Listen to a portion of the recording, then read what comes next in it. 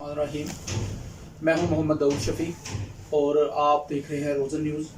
आज हमारे साथ एक ऐसी शख्सियत मौजूद हैं कि जिनका अगर मैं तारफ़ ना भी करवाऊं तो वो अपनी ज़ात में खुद एक शख्सियत ऐसी हैं कि जो किसी तारफ़ की मोहताज नहीं है। लेकिन आज हमें चौधरी ज़ाहिद अब्बास भट्टी साहब जो साबिक़ सदर भी हैं डिस्ट्रिक्ट के MSF के, उन पर एक और बहुत ज़्यादा फ़ख्र है कि पाकिस्तान जिसमें जो कायद मोहम्मद अली जिन्ना और उनकी टीम ने ला इलाहा इल्लल्लाह मोहम्मद रसूलुल्लाह के नाम पे बनाया, आज उसी पाकिस्तान में जहाँ पर शामियाने बज रहे हैं, जहाँ पर महफिलें हो रही हैं, जहाँ पर मौसीकी है, जहाँ पर खुशियाँ हैं, जहाँ पर किसी चीज़ का किसी इंसान को ना तो कोई गम है ना ही कोई मलाल है उसके चेहरे पे, लेकिन वहीं पर आप देखें हमारे मुसलमानों के एक मुस्लिम जो मुल्क है फ़लस्तीन, उसके ऊपर जुल्म और जबर और बर्बरियत की इंतहा हुई है। लेकिन उस बर्बरियत को ना तो किसी के चेहरे पे देखा जा सकता है और पाकिस्तान में ना ही किसी बंदे को इस चीज़ का कोई मलाल है। तो यहाँ के शामियाने और यहाँ की जो रातें रंगीन हैं और जो दिन और जो सवेरे हैं, उन पर आपको कतन तौर पे उस जुल्म और बर्बरियत का कोई अंसर, कोई पहलू नजर नहीं आएगा। वहीं पे हमारे चौधरी ज़ाहिद अब्बास भट्टी साहब अपना सारे तमाम सियासी मामला छोड़ के, तमाम समाजी मामला छोड़ के, तमाम कारोबारी मामला छोड़ के, दुनियादारी के तमाम मामला छोड़कर सिर्फ और सिर्फ इस वक्त फ़लस्तीन के ऊपर बात कर रहे हैं, फ़लस्तीन के ऊपर बात कर रहे हैं और उन लोगों के ऊपर बात कर रहे हैं जिनको पूरी दुनिया के मुसलमान जिनके सामने बिल्कुल ऐसे भीगी बिल्ली की तरह बने हुए हैं। भट्टी साहब, हम आपको सराज तहसील पेश करते हैं कि आप मुस्लिम उम्मा के वो लीडर हैं, मुस्लिम उम्मा के वो हीरो हैं जिनकी हमारे कायद मोहम्मद अली जिन्ना ने जिनकी वजह से कहा था कि इसराइल के अलावा तमाम ममालिक जो है वो काबिल कबूल होंगे, लेकिन पाकिस्तान इसराइल को जो है ना कबूल नहीं करेगा। और इसराइल वाकई मुस्लिम ममालिक का जो दुश्मन है और उसने अपनी जो जुल्म बर्बरियत से साबित कर दिया है कि उसने दुश्मनी की इंतहा पार कर दी है। भट्टी साहब, आजकल आपकी क्या मसरूफियत है? बिस्मिल्लाहिर्रहमानिर्रहीम। बड़ी मेहरबानी, बहुत शुक्रिया दाऊद शफी साहब कि आपने मुझे अपने इस प्रोग्राम में बुलाया, जिसकी वजह से हमारी ये आवाज़ लोगों तक पहुंचेगी, क्योंकि ये सब हम मुसलमानों का फ़र्ज़ है कि इस वक्त जितना कर सकते हैं करें। और मैं आपका बड़ा मशकूर हूँ कि आपने मुझे इस काबिल समझा कि मुझे अपनी कम इल्मी और अपनी नालायकी का बड़ी अच्छी तरह एहसास है।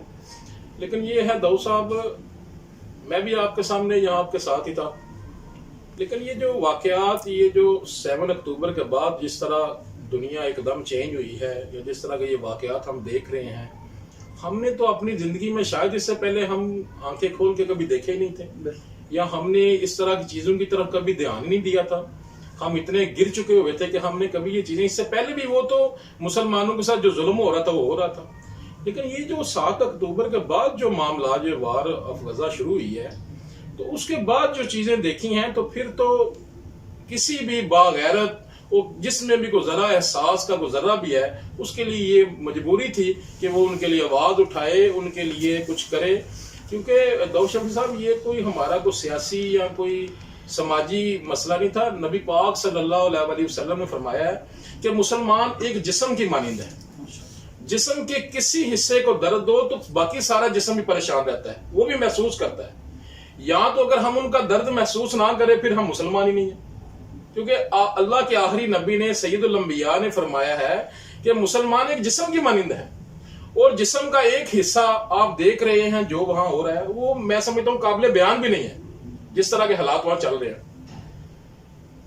ये जो पहले 40 दिन वार होती रही है, उसके बाद ये जो आज 6 दिन सीज फायर रहा है, उसके बाद जो शुरू हुआ है, वो तो पहले से सारे जो पिछली दास्तानें थी वो पीछे रह चुकी हैं।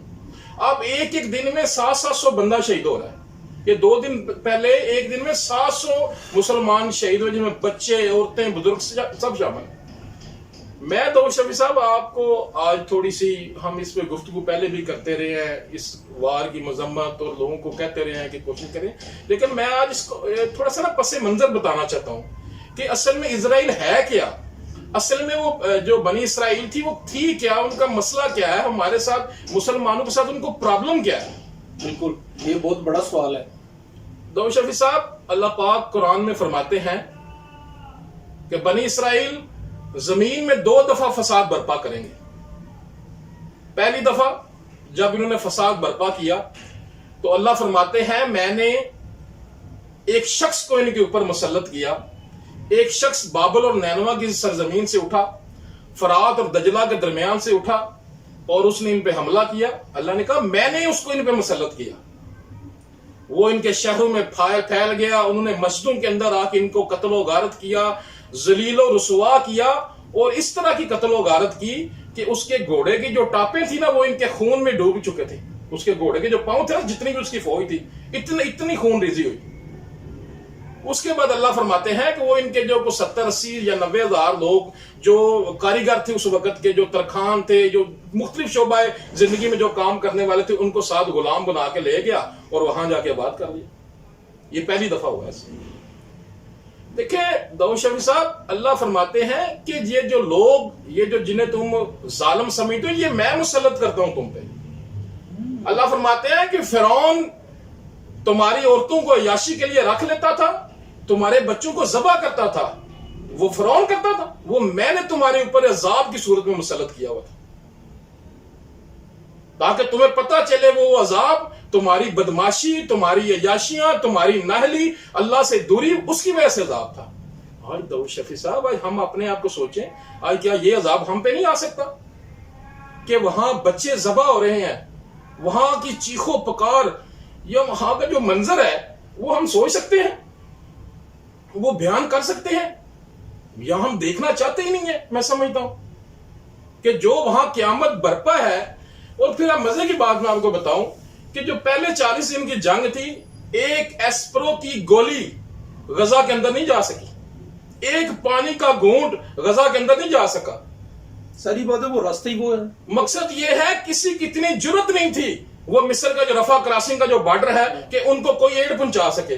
دوسری طرف دیکھیں کہ برٹش پرائم منسٹر رشی سناک آتا ہے اپنے جہاز میں اسلحے کے ساتھ, اور وہ اپنی جو تصویر ہے وہ شیئر کرتا ہے سوشل میڈیا, پورے میڈیا پہ, اور دکھاتا ہے یہ دیکھو یہ مسلمان بغیرتوں کے ملکوں میں سے ہوتا ہوا وہاں آتا ہے. کوئی غیرت, کوئی شرم آئی کسی کو؟ اب بھی ان کے جتنے شپس وغیرہ ہیں وہ سارے جو مسلم سی ہیں ان کے ساتھ ساتھ گزر گئے. پھر پہلے 40 دن کی جو وار ہوئی وہ آپ نے دیکھی, جس طرح کو 16,000 بچے اور عورتیں جس طرح شہید ہوئی. پھر 6 دن سیز فائر ہوا, اور سیز فائر کے بعد جو جنگ شروع ہوئی ہے وہ تو میں سمجھتا ہوں کہ دیکھی نہیں جاتی. تو یہ ناظرین, اسرائیل جو ہے بنیادی طور پہ فلسطین میں جو نسل کشی ہے اس کی طرف گامزن ہے, اور جو ہیومن رائٹس کے جو علمبردار بنے پھرتے ہیں دنیا میں, وہ جتنا ظلم اور جتنی بربریت اور جتنا ہیومن رائٹس کی وائلیشن ہے اس وقت اسرائیل میں برپا کر چکے ہیں, میں نہیں سمجھتا اس کی مثال ہمیں اس سے پہلے دنیا میں ملی ہوگی یا اس کے بعد ملے گی. تو بٹ یہ سب نسل کشی کی وجہ کیا ہے؟ میں ذرا تھوڑا سا آپ کو جو میں نے بات شروع کی تھی وہ ختم کر لوں. پہلی دفعہ جب انہوں نے فساد برپا کیا تو اللہ نے ان کے اوپر وہ نیبوکڈ نصر جو تھا, بخت نصر, اس پہ مسلط کیا. اس نے ان کو ذلیل و خوار کیا اور پھر ان کو اٹھا کے لے گیا اس اپنی فرات کی سرزمین پہ اور وہاں غلامی کی صورت میں رکھا. پھر اللہ فرماتے ہیں کہ میں بحثیت قوم, اللہ پاک فرماتے ہیں ہم ان میں انبیاء بھیجتے رہے, اور یہ کیا کرتے تھے, انبیاء کو قتل کرتے تھے. اللہ کا قرآن کہتا ہے یہ انبیاء کو ناحق قتل کرتے تھے. مقصد یہ ہے, یہ شروع سے آپ دیکھتے ہوں گے, آپ کے ذہن میں یہ آتا تو ہوگا کہ یہ کس طرح کی سوچ ہے. یہ بچوں کی لاشیں دیکھ کے یا بچوں کی چیخو پکار دیکھ کے ان کو, لیکن ان میں رحم ساری زندگی کا نہیں ہے. یہ انبیاء علیہ السلام کو قتل کرتے رہے ہیں, اور کتنے ہی انبیاء انہوں نے قتل کیے ہیں. اللہ فرماتے ہیں کہ ہم ان کو بحثیت قوم ان کی طرف انبیاء بھیجتے رہے اور یہ ان کو ناحق قتل کرتے رہے. پھر کیا ہوا, پھر ان میں سے اللہ پاک نے ایک نبی بھیجے جن کا نام تھا یسع, انگلش میں ان کو ایزا کہتے ہیں. انہوں نے آ کے ان کو 2 بشارتیں دی. انہوں نے کہا ایک تو آپ واپس اپنی سرزمین پہ چلے جائیں گے, اور دوسرا اللہ پاک آپ کے درمیان ایک ایسے نبی کو بھیجیں گے کہ جن کی شان, جن کی سلطنت حضرت داؤد علیہ السلام اور حضرت سلیمان علیہ السلام کی طرح کی ہوگی. انہوں نے کہا یہ کس طرح کی باتیں میں بتا رہا ہے. انہوں نے ان کو بھی, حضرت یسع کو بھی آری کے ساتھ ذبح کر دیا. کچھ عرصہ گزرا, ایران کے سائرس اعظم نے وہاں حملہ کیا اور ان کو وہاں سے چھڑا کے ان کا واپس اپنی یروشلم سرزمین پہ چلے جاؤ. یہ واپس آ گئے, لیکن یہ تھوڑے سے ڈرے کہ اس کی ایک پیشین گوئی تو پوری ہوگی. پھر اللہ نے ان کے درمیان ایک ایسے نبی کو بھیجا کہ جس کو اللہ پاک نے ایسی قدرت دی، جس کو اللہ پاک نے ایسے معجزات دیے جو اس سے پہلے کسی چشم فلک نے نہیں دیکھے تھے۔ اللہ پاک نے ان کے درمیان عیسیٰ ابن مریم کو بھیجا۔ عیسیٰ ابن مریم ایک اللہ کی قدرت کا ایک شاہکار تھے، بغیر باپ کے بچے اللہ پاک نے بھیجے، حضرت مریم کی گود میں ڈالے، جنہوں نے اپنی ماں کی گود میں اپنی نبوت کا اعلان کیا، اپنی ماں کی پاک دامنی کا اعلان کیا۔ پھر جب وہ پیغمبر بڑے ہوئے تو میں آپ کو مزے کی بات بتاؤں کہ سارے انبیاء اللہ پاک نے مشرکین اور کفار کے مقابلے میں بھیجے ہیں، لیکن جو عیسیٰ علیہ السلام تھے، وہ جو ان کے پیر اور مولوی تھے نا اس وقت کے، ان کے خلاف اللہ پاک نے بھیجے تھے۔ اب اللہ فرماتے ہیں کہ یہ کرتے کیا تھے، یہ جو یہودی تھے، یہ قرآن کے، یہ اپنی جو تورات تھی اس کے کچھ حصے کو مانتے تھے، کچھ کو نہیں مانتے، اپنی مرضی کرتے تھے۔ اب انہوں نے وہ جو ہیکل سلیمانی تھی نا، جن کو یہ تو ہیکل کہتے ہیں، ہم اس کو مسجد کہتے ہیں، تو مسجد اقصی تھی، اس کے اندر بڑے بڑے وہ جو تھے میز لگا کے، کرسیاں لگا کے وہاں سود کا کاروبار کرتے تھے۔ تو ایک دن عیسیٰ علیہ السلام کو اللہ پاک نے ایسے معجزات دیے اور ایسے شاہکار دیے کہ وہ مردوں کو زندہ کرتے تھے، اور پھر وہ یہ جو کوڑ کا مرض بہت زیادہ عام تھا، اس کے اوپر ہاتھ لگاتے اللہ پاک وہ ختم کر دیتا۔ ایسے شاہکار اللہ نے ان کو دیے تھے، لیکن ان کی آنکھیں بند تھی، یہ وہ بھی نہیں دیکھ سکے تھے۔ ایک دن حضرت عیسیٰ علیہ السلام آئے، انہوں نے آ کے ان کے میز سے ہر چیز الٹ دی۔ انہوں نے کہا یہ کیا آپ اللہ کے ساتھ جنگ کر رہے ہو؟ انہوں نے اس وقت جو وہاں گورنر تھا یروشلم کا، اس وقت پوری جو گورنمنٹ تھی وہ رومن امپائر کی تھی، اس گورنر کو کہا کہ یہ بندہ جو ہے یہ ہمارے ساتھ اس طرح کر رہا ہے، اس کو سزا دی جائے۔ انہوں نے عیسیٰ علیہ السلام کو، اس وقت بدترین سزا جو ہوتی تھی وہ صلیب پہ سولی چڑھانا تھا، عیسیٰ علیہ السلام کو سولی چڑھا دیا۔ اب یہ 600 سال یہ سمجھتے رہے کہ عیسیٰ علیہ السلام واقعی سولی چڑھ گئے ہیں، وہ تو 600 سال بعد جب نبی علیہ السلام آئے اور قرآن پاک نے بتایا کہ نہیں وہ تو سولی نہیں، وہ تو اللہ پاک نے اپنے پاس بلا لیے تھے۔ اس کے بعد کیا ہوا؟ اس کے بعد پھر ان پہ ایک ٹائٹس جرنیل تھا رومن، اس نے پھر ان پہ حملہ کیا، پھر ان کو ذلیل و خوار کیا، اور یہ پوری دنیا میں بھٹکتے رہے۔ ان کو وہاں سے نکال کے ختم کر دیا، ذلیل و خوار کر کے ختم کیا۔ اس کے بعد یہ ساری زندگی پوری دنیا میں بھٹکتے رہے، ہر جگہ سے یہ نکالے گئے۔ اس کے بعد نبی علیہ الصلوۃ والسلام کے دور میں خیبر کے مقام پہ جو ہوا، وہ خیبر سے نکالے گئے۔ مدینے میں کچھ ان کے جو آباد تھے کوئی قبیلے، وہ بدعہدی کے مرتکب ہوئے، ان کو وہاں سے نکالا گیا۔ پوری دنیا سے یہ ذلیل و خوار ہوتے رہے اور ساری زندگی ہوتے رہے۔ اور میں آپ کو مزے کی بات بتاؤں، ساری زندگی عیسائی ان کے ساتھ ظلم کرتے رہے، اور یہ مسلمان ان کو پناہ دیتے رہے، ذلیل و خوار ہوتے رہے۔ جب اسپین میں انہوں نے دوبارہ مسلمانوں پہ زوال آیا ہے، تو وہاں سے بھی یہ ان کو مسلمان تو وہاں چھوڑ چکے تھے، انہوں نے 1 لاکھ یہودی کو محض قتل کیا ہے، باقیوں کو جو تھا کچھ چھوڑ کے وہ سلطنت عثمانیہ کے پاس ہے، انہوں نے پناہ دی ان کو۔ اس کے بعد جو وہاں رہ گئے تھے، کہا کہ تم نے عیسائی ہو کے رہنا ہے، روز صبح سور کے گوشت کا ناشتہ کرنا ہے، تو اس طرح کی ذلت کی زندگی انہوں نے گزاری ہے۔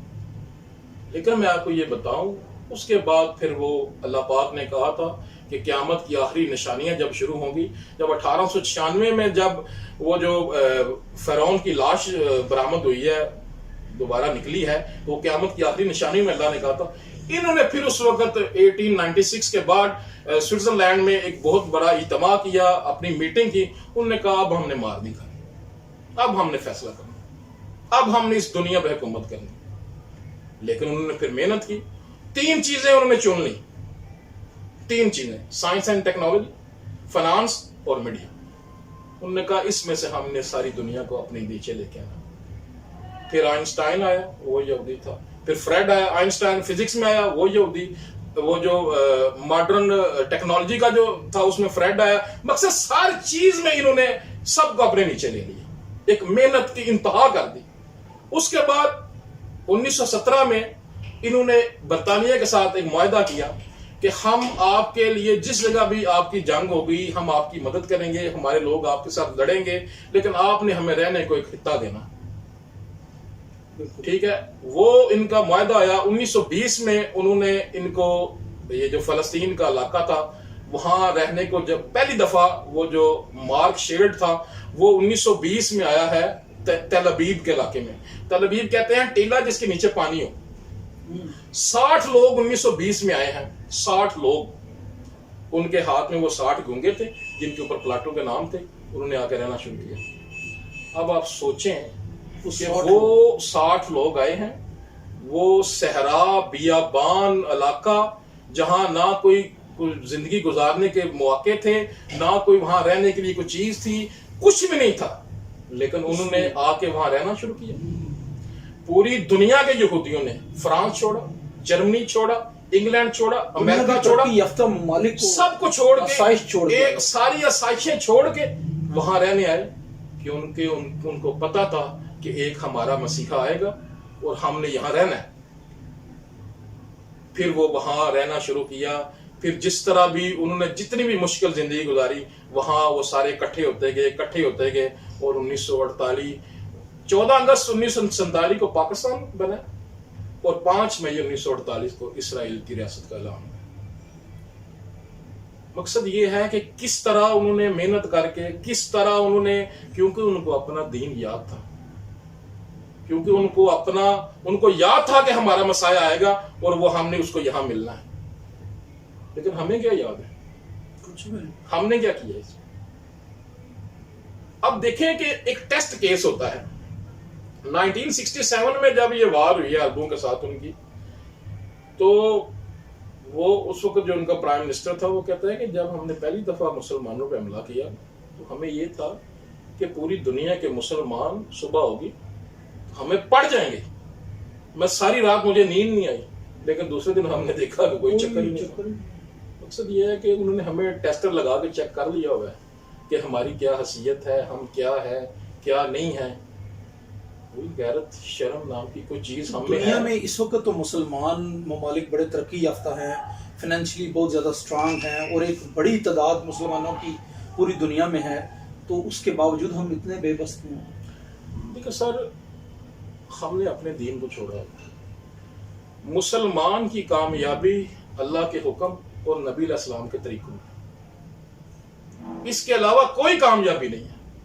میری بات سنیں، آج ہم طاقتور یا جتنے دولت یا جتنے وسائل یا تعداد میں جتنے آج ہمیں کبھی ہوئے ہیں، نبی علیہ السلام نے فرمایا صحابہ کو کہ تم پہ ایک وقت ایسا آئے گا کہ دوسری قومیں تمہیں دعوت دیں گی ایک دوسرے کے، آؤ اس کو مار دو، جیسے کھانے پہ دعوت دیجیے نا آؤ کھانا کھا لو، اس طرح ایک قومیں ایک دوسرے کو دعوت دیں گی.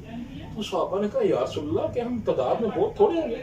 آپ سے فرمایا نہیں، تعداد تو تمہاری بہت زیادہ ہوگی، لیکن تمہاری حیثیت یہ ہوگی جس طرح یہ سیلاب کا پانی آتا ہے اس کے اوپر جاگ ہوتی ہے. تو صحابہ نے کہا یا رسول اللہ وہ کیا؟ آپ سے فرمایا تمہیں وہن کی بیماری ہو جائے گی. صحابہ نے کہا یا رسول اللہ وہن کیا ہوتا ہے؟ آپ نے فرمایا کہ دنیا کی رغبت تمہارے اندر داخل ہو جائے گی اور موت سے تمہیں ڈر لگے گا.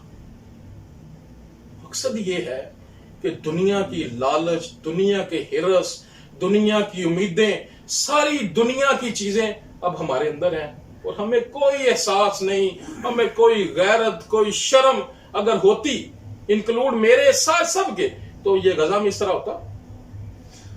لیکن ریاستوں کی مجبوریاں اور حکمرانوں کے اپنے جو چونچلے ہیں وہ تو کسی نہ کسی جگہ پر کسی نہ کسی محتاجی کا شکار ہوتے ہیں. لیکن بٹی صاحب، پاکستان کی عوام میں آپ جیسے بڑے ہیرو موجود ہیں جو آج بھی اس درد کو نہ صرف محسوس کرتے ہیں بلکہ اس درد کے ساتھ اس کو کم کرنے کے لیے، فلسطین کے درد کو کم کرنے کے لیے وہ دیواروں کے ساتھ ٹکرے مارے ہیں کہ ہم کیا کریں کہ فلسطین کا درد، ان کا دکھ کم ہو سکے. یہ میرے ہاتھ میں نا اسلامی جمہوریہ کا پاسپورٹ ہے. ہم جب ساری زندگی ہم دیکھتے ہیں جب سے ہوئی سنبھالا ہے کہ اس کے اوپر لکھا ہوا ہے یہ پاسپورٹ جو ہے سوائے اسرائیل کے دنیا کے تمام ممالک کے لیے کارآمد ہے. اور ہم یہی سمجھتے رہے ہیں کہ جو اسرائیل ہے وہ بالکل ہمارا دشمن ہے، ہمارا اس کے ساتھ نہ کوئی سفارتی تعلق ہے نہ کوئی اخلاقی تعلق ہے، کیونکہ وہ ایک گنڈا جو ہے وہ فلسطین پہ مسلط کیا ہوا ہے سارے یورپ یا سارے امریکہ وغیرہ نے مل کے، اور ہم ساری زندگی اس کو کرٹیسائز کرتے رہے ہیں. لیکن میرے خیال میں اب یہ الفاظ ہیں ان کو مٹا دینا چاہیے، کیونکہ ہم نے آج کتنے 2 ماہ ہونے لگے ہیں کہ ان کے بچوں کی لاشوں کے چتھڑے ہو رہے ہیں، عورتیں ذلیل و خوار ہو رہی ہیں، بچے جو ہیں بلک مر رہے ہیں. مقصد یہ ہے کہ روز بچے والدین اپنا بچہ ڈھونڈ رہا ہوتا ہے. مقصد یہ ہے کہ یہ ہم نے سوچا ہے کبھی؟ اور میں کل دیکھ رہا تھا کہ ایک باپ ملبے کے اوپر کھڑا ہے اور کہتا ہے 4 بچے میرے اس کے نیچے. کوئی غیرت ہے؟ کوئی ہماری گورنمنٹ کو کچھ شرم یا ہے ان میں؟ انہوں نے مرنا نہیں ہے کوئی یہ انہوں نے یہ ساری طاقتیں یہ چیزیں انہوں نے کہاں لے کے جانی ہیں؟ کوئی غیرت نہیں، کوئی شرم نہیں، ایسے بالکل مقصد کون سی ایسی چیز اب ان کے اندر پیدا ہونے والی ہے جو ان کو طاقت ان میں لے کے آئے؟ صرف ایمانی غیرت نہیں ہے، بغیرتی کی زندگی گزار رہے، اللہ کو منہ نہیں دکھانا ہم نے۔ دیکھیں داؤد شفیع صاحب، مسلمان آج لوگ باتیں کرتے ہیں جی مسلمان ایسے، مسلمان بن کے تو دکھائیں، مسلمانوں نے جو کیا ہے کوئی کر کے تو دکھائے۔ یہ فلسطین، یہ یروشلم کا علاقہ جس طرح پہلے فتح ہوا جب حضرت عمر رضی اللہ تعالیٰ کے دور میں، ایک خون کا قطرہ نہیں بہا، ایک خون کا قطرہ۔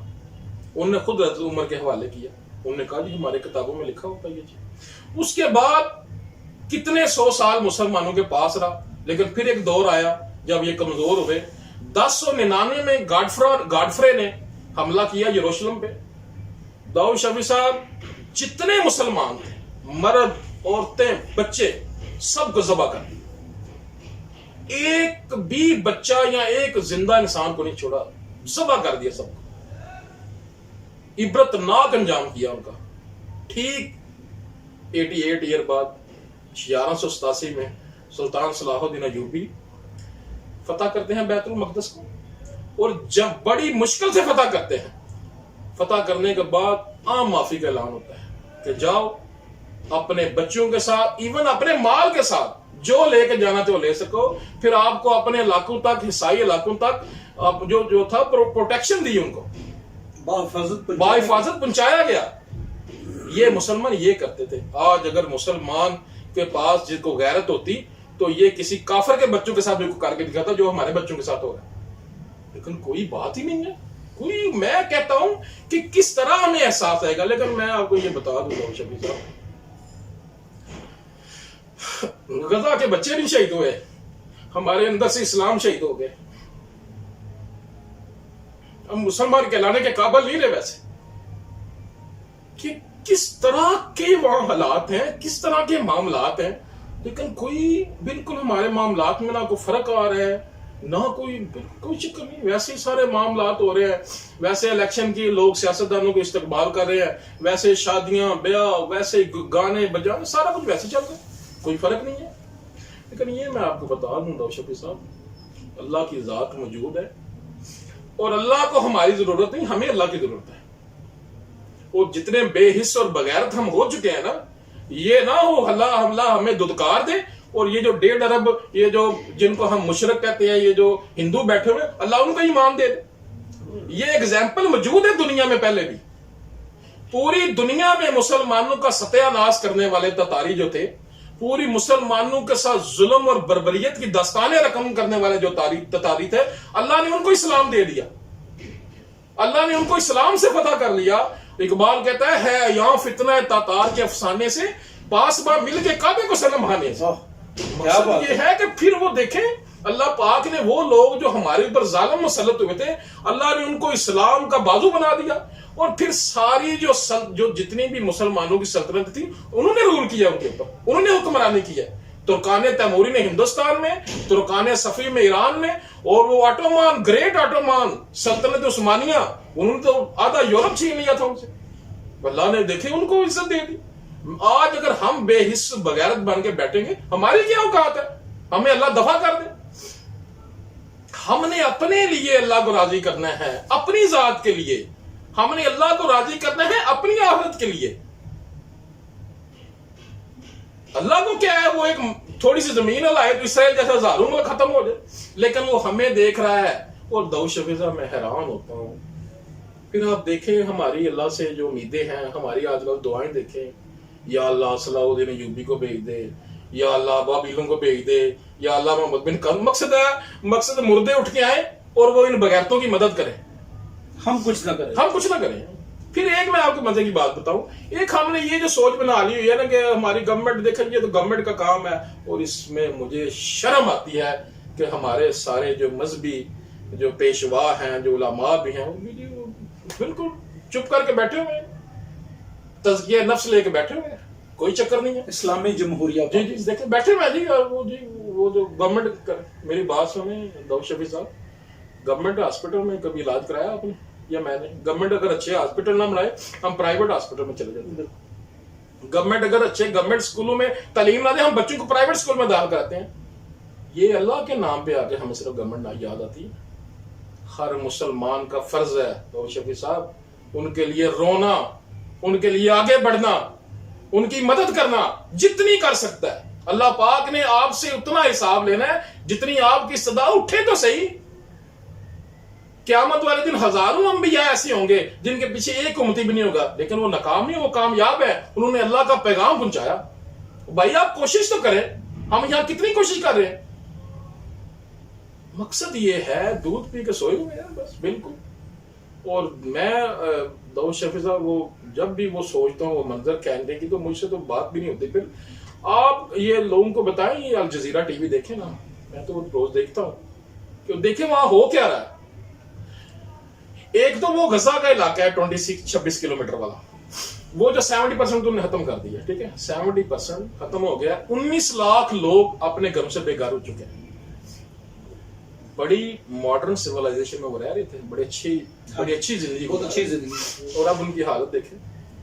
एक वो जो इलाका है ना, वो वेस्ट बैंक, आपको वो जो मकबूजा वेस्ट बैंक वाला है, अब वो पहले ही उनका कब्जा है, वहां उनकी आर्मी तैनात है। लेकिन 7 अक्टूबर से लेकर आज तक उन्होंने को 300 के करीब बंदा वहां भी शहीद कर दिया। सर वैसे मैं हैरान हूं दाऊद शफी साहब, पूरी दुनिया में ये देखा है कि जो जंगें होती हैं वो आर्मी के खिलाफ लड़ती है, खुलेआम बच्चों को, औरतों को शहीद किया जा रहा है, मारा जा रहा है, रोंदा जा रहा है, कोई पूछने वाला नहीं है।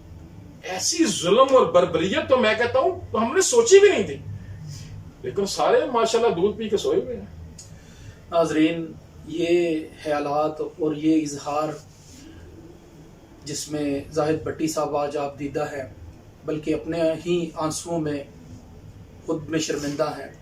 ये अलमिया सिर्फ आज का नहीं, ये हमारे कौम में, पाकिस्तानियों में बेशतर ऐसे लोग मौजूद हैं जो खुद में ही, अपनी ज़ात में ही रो रो कर और बिलबिला कर अपना दुख और गम को कम करने की कोशिश कर रहे हैं। लेकिन आज जो सही मानों में जो एक मुस्लिम उम्मा का जो दर्द था वो हमें जाहिद भट्टी साहब की शख्सियत में देखने को मिला है। तो आज हम समझते हैं और अक्सर लोग इस चीज़ का बांगेदुल जिक्र भी कर रहे हैं कि हिटलर ठीक था और वाक़यातन उसने जो किया था वो बिल्कुल दुरुस्त था।